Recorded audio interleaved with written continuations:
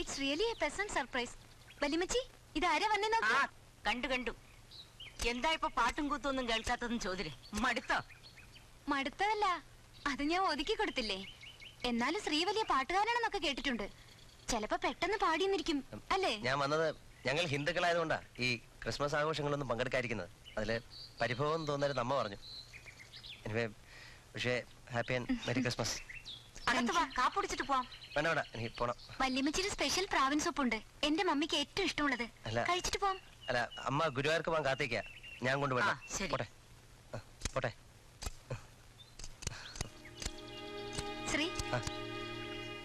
ശ്രീ വന്നതിന് 100 താങ്ക്സ്. അയ്യോ, വെൽക്കം.